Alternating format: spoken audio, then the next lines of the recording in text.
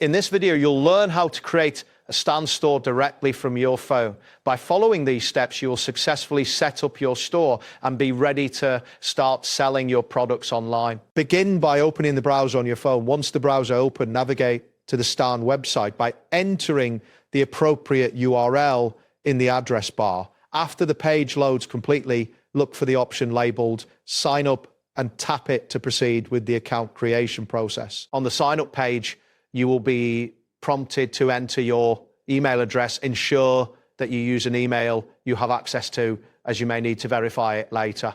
After entering your email, create a strong password that meets the security requirements displayed.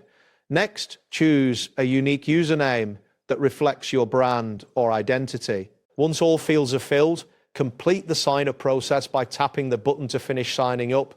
If prompted, log in using your new credentials. After logging in, you will be directed to the Stan dashboard.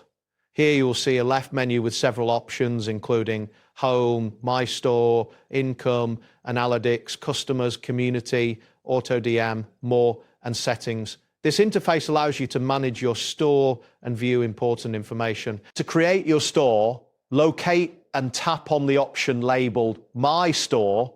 Once you are on the My Store page, look for the button that says plus add product and tap it. You will be prompted to enter your product name in the designated field.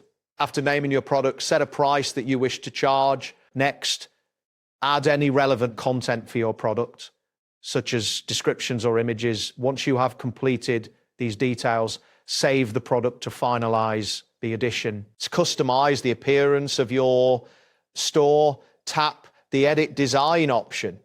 Here you can modify the layout, colors, and images to create a unique look that represents your brand. If you wish to add more sections to your store, simply tap Add Section and follow the prompts to include new content areas. Once your store is set up and customized, your store link will appear at the top right of the screen.